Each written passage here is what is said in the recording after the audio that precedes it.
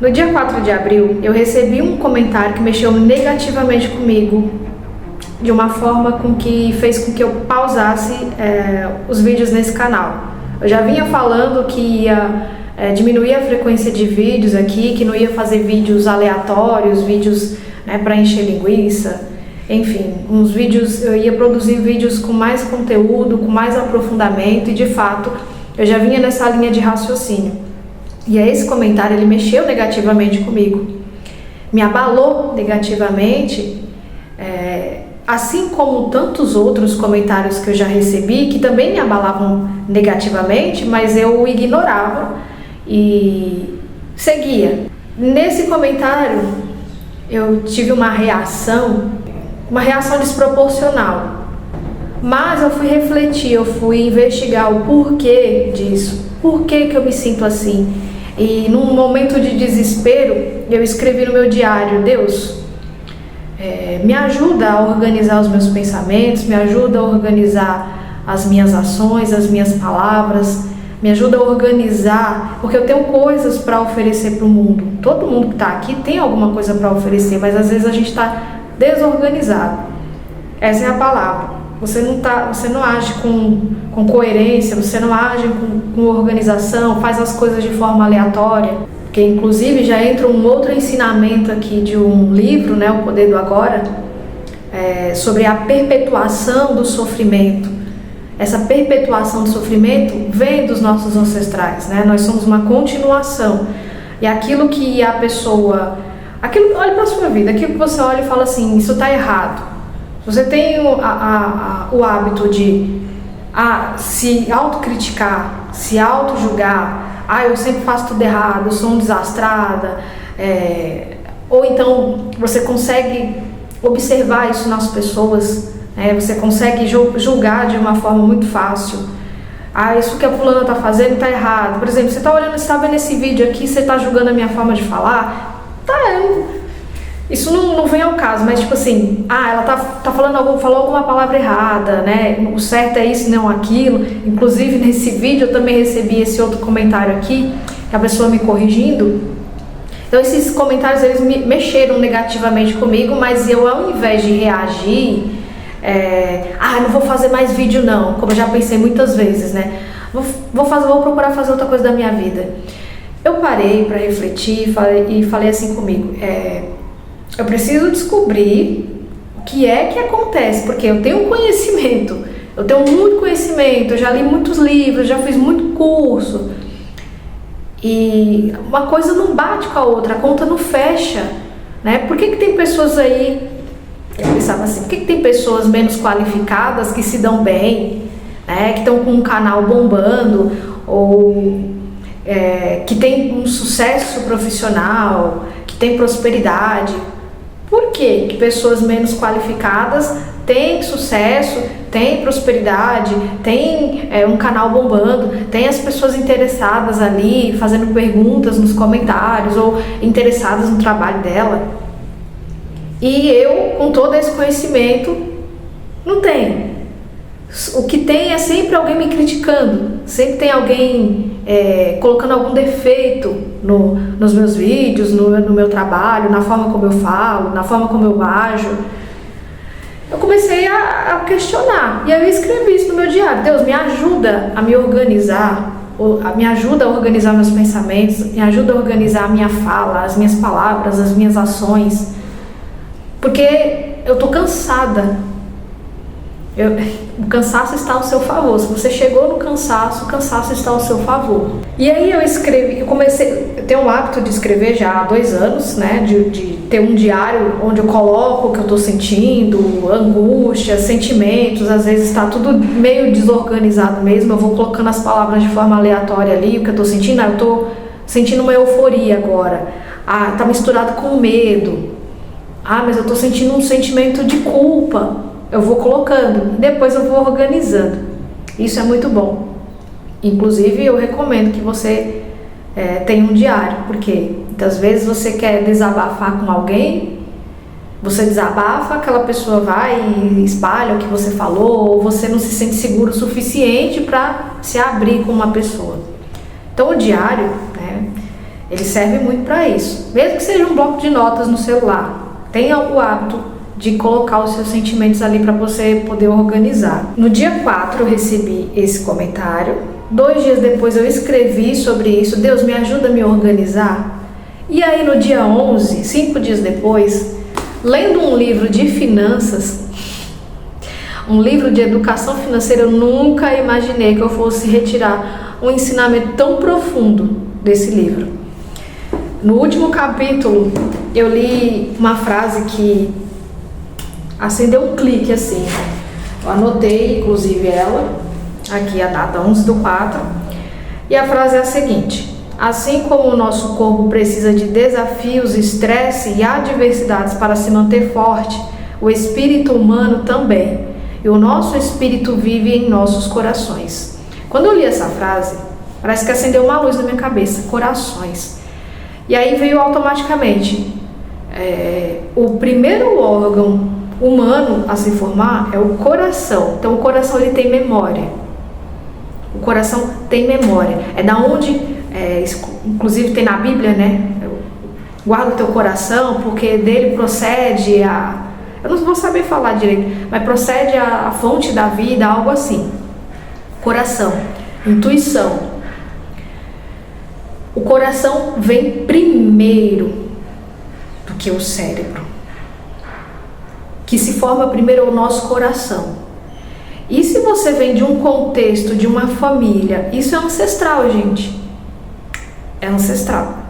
Se você nasce numa família onde... como se você já vem como um erro, por exemplo, digamos assim, um erro. Vamos lá, minha mãe namorava e tal, e engravidou, e aí ele não quis o filho, né? Ela falou, não, eu vou levar a gravidez adiante. Então assim, eu já vim num contexto ali de erro. Isso na questão da gestação ali da minha mãe. Mas vinha uma história anteriormente, eu fui investigar. Eu já sabia, mas eu não ligava os pontos. Não estava coerente. Quando eu pedi para Deus me ajudar a me organizar, parece que foi mágico isso. Fui organizando cada coisa. Eu já sabia dessas histórias, mas eu não ligava os pontos. E aí antes da minha mãe, toda mulher já foi um óvulo na barriga da avó, né? Lá no ventre da avó. Então, que significa que eu já estive na barriga da minha avó. Então, eu já trago uma história da minha avó. Quando ela tinha 7 anos, isso eu vou até trazer num próximo vídeo. Quando ela tinha 7 anos, a mãe dela faleceu. Então, aí já vem uma carga emocional de repressão, reprimida, né? Um luto reprimido, porque ela não pôde viver esse luto. Aí teve outras histórias também. Minha mãe, ela tinha um irmão gêmeo, e aí no nascimento, poucos dias depois, esse irmão dela faleceu. Então já tem histórias de dor ali, né? E essas histórias de dor vão sendo passadas de geração após geração. Por quê? É como se fosse um erro. Preste atenção, para uma criança de 7 anos que perde a mãe ou o pai, né? Ou falece, ou vai embora, a criança ela não consegue entender racionalmente, certo? Ela não tem o cérebro totalmente desenvolvido. Inclusive o cérebro é o último órgão a se desenvolver por completo. Assim, se desenvolver por completo, né? Amadurecer, como na psicologia fala, o cérebro amadurecer, ele se desenvolve quando a pessoa está por volta dos 25 anos de idade. Mas isso não quer dizer que a gente não possa estar em constante aprendizado. Só que o que vem primeiro é o coração. O primeiro órgão a ser formado é o coração. E o coração ele tem memória. E dessa memória do coração, todo o corpo também tem uma memória. Memórias de vergonha, de constrangimento, ele geralmente fica aqui na barriga. Estômago, essa parte aqui da barriga, a pessoa que se retrai muito envergonhada, muito tímida, tem muita memória de vergonha ali. E o coração? O coração vem o amor incondicional. Quando você vem num contexto assim, de sofrimento, o amor que você vai receber, que aquele bebezinho, aquela criança vai receber, é um amor condicionado.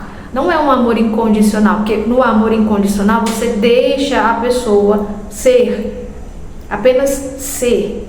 Ela agir de forma natural, de forma espontânea, ela falar a verdade dela, a verdade vem do coração. Mas quando isso não é possível, quando tem todas essas histórias anteriores, e acredito que em todas as famílias devam ter, hoje em dia, a partir das novas gerações, as pessoas elas têm acesso à informação, então assim, isso posteriormente a gente não precisa passar essas informações mais adiante, mas a nossa geração, aí geração dos anos 90, 80, enfim, aí para trás, a gente recebe essas informações, a gente vai recebendo essas informações, então é como se os descendentes quisessem consertar alguma coisa. Isso aí entra também, inclusive, na questão da constelação familiar, né? Quem se interessa por esse assunto, eu acho super interessante também. Mas eu recomendo também a leitura do livro O Poder do Agora, por causa da questão da perpetuação do sofrimento. Quanto o sofrimento ele deseja sobreviver, inclusive isso é uma frase que está no livro. O sofrimento ele deseja sobreviver. O que todos os seus ancestrais fizeram? Seus pais, seus avós, bisavós, tataravós, todas essas pessoas que vieram antes, eles sobreviveram. Foi o que deu para fazer, sobrevivência. E por mais bizarro, por mais depressão, ansiedade, por mais bizarro que seja, é sobrevivência. E aí quando você vai fazer algo novo, algo diferente do que os outros fizeram, é como se estivesse mexendo na sua zona de segurança, que as pessoas falam zona de conforto, mas não tem nada de confortável, é uma zona de segurança. Mas quer dizer que você está seguro? Não, não está. E então esse comentário, ele me ajudou a olhar para o meu coração, para as memórias que eu trazia no meu coração, porque não estava coerente com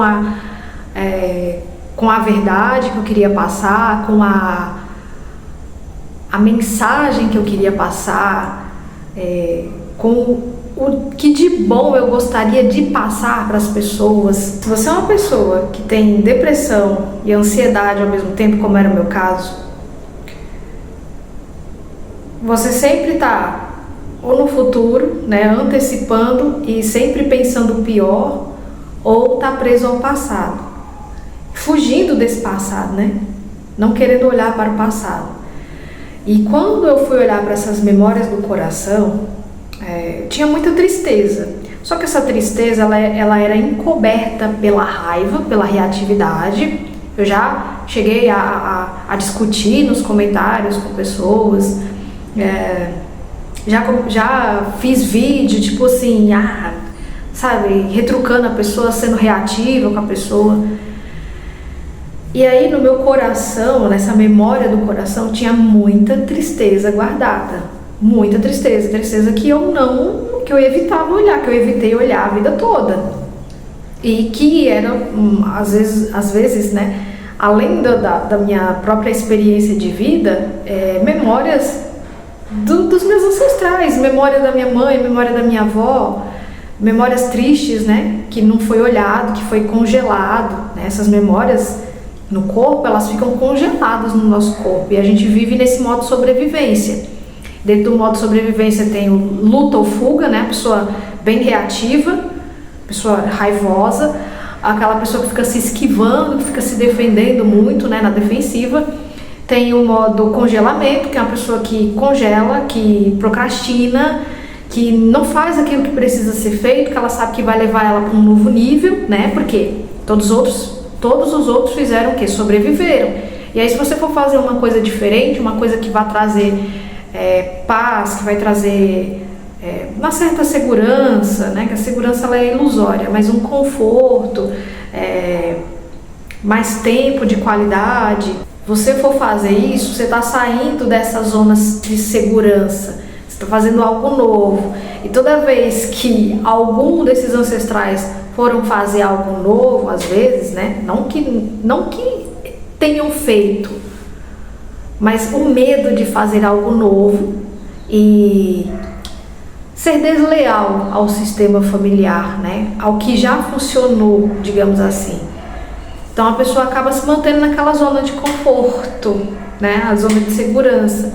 Aí eu fui olhar para essas memórias do coração, né? Essa tristeza congelada.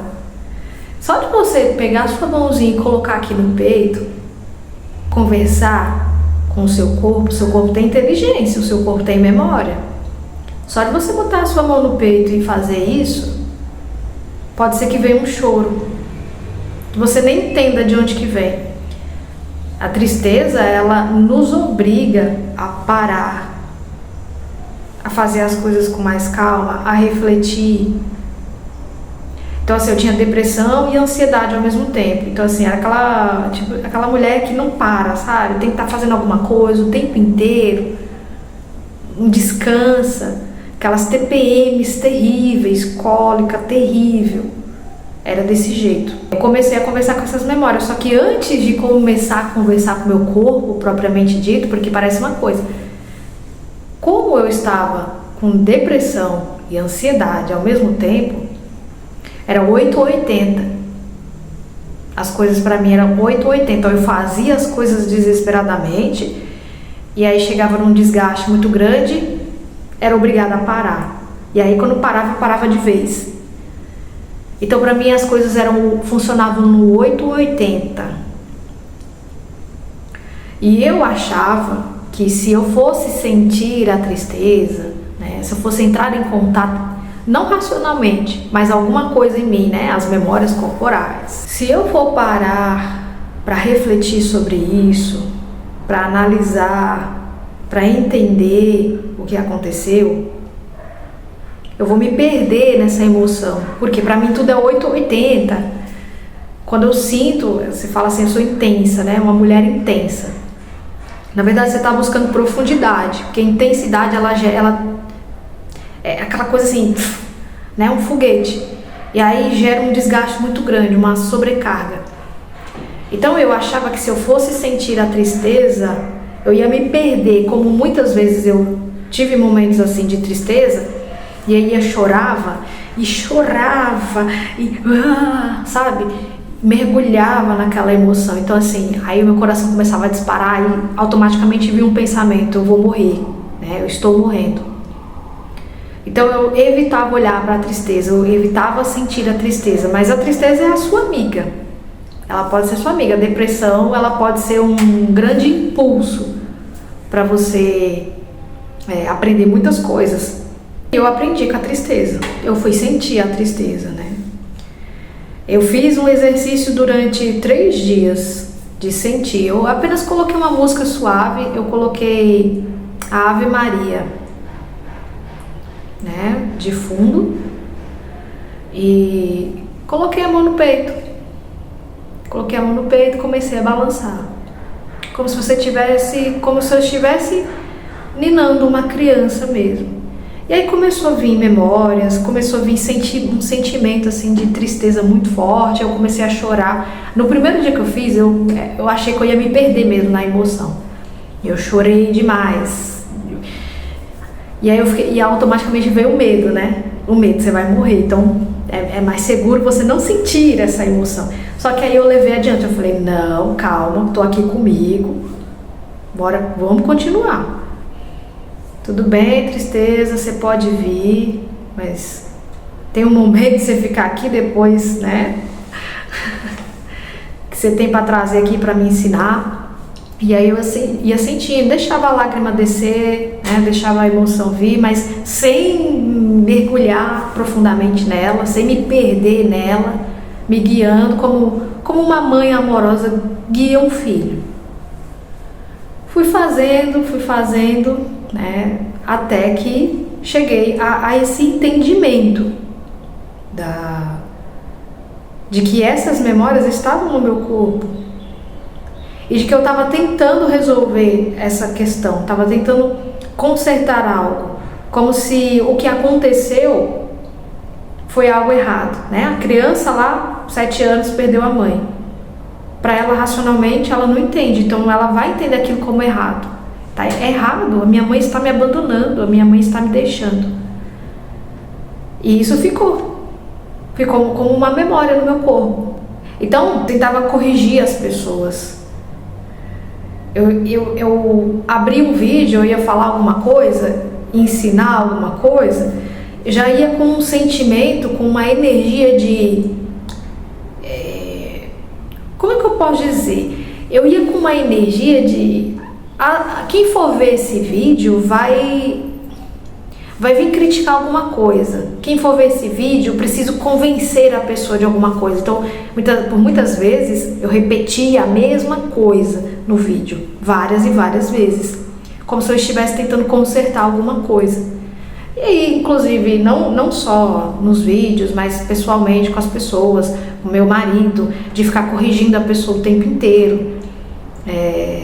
E, consequentemente, isso o mundo traz de volta para você. Então, as pessoas, elas, como tem algo dentro de você que diz que tem alguma coisa errada que você precisa corrigir, as pessoas leem isso na sua energia, então elas ficam te corrigindo o tempo inteiro também. Só que antes de eu entender tudo isso, no dia 16 de abril, eu acabei tendo uma crise de ansiedade. Por quê? Porque teve algum gatilho externo, alguma coisa acontecendo lá de fora, alguém falou alguma coisa? Não. Porque eu toquei no meu corpo de uma forma que... é como se eu tivesse ativado alguma memória e fui meio que invasiva comigo mesma. Eu toquei na minha barriga, mas eu fiz uma massagem assim na barriga, né? Porque eu tava sentindo que tinha gases, que eu precisava botar esses gases para fora. Eu apertei com muita força, não com uma força assim de doer, mas eu apertei a minha barriga. E no que eu apertei a barriga, uns 2 ou 3 minutos depois, eu comecei a ter uma crise de ansiedade muito forte. E aí eu entendi por quê. Olha, eu estou mexendo numa memória. Aí você deve estar pensando assim, eu não vou tocar no meu corpo, porque se eu for tocar no meu corpo, eu vou ter uma crise de ansiedade também. Não, você vai tocar de forma gentil. Como eu falei, só de você botar a sua mão aqui no peito, aqui ó, só botar a mão no peito aqui e sentir os batimentos. Prestar atenção na sua respiração, trazer esse acolhimento, ser acolhedor com você. Talvez você não consiga ser acolhedora com você, acolher a si mesmo por conta dessas histórias ancestrais. A minha avó perdeu a mãe dela com 7 anos e aí ela não pôde viver esse luto, então ela congelou aquela emoção da tristeza. Aquela emoção da tristeza ficou congelada e eu era um óvulo na barriga dela. Que depois, a minha mãe engravidou e teve eu. Então, assim, isso não foi apagado. Eu não conseguia ser acolhedora.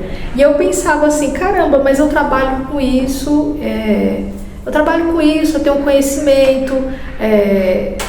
Por quê? O porquê? Eu não consigo acolher. E eu não consigo acolher a mim mesma também. Eu sou muito dura comigo, eu sou muito crítica comigo. Esses vídeos não estão bons, precisa melhorar. Eu não sei o que eu tenho que fazer. Não tinha nada para ser corrigido. Só existia uma perpetuação de sofrimento. Então, eu espero de coração que esse vídeo tenha ajudado de alguma forma você. Deixa um insight aqui se você teve algum insight, se isso já aconteceu com você também, se você tem vergonha de se expor na internet, ou de falar em público. Pode ser alguma memória, muitas vezes que não é sua, algo que você está perpetuando aí na história da sua família. Um beijo para você e até a próxima.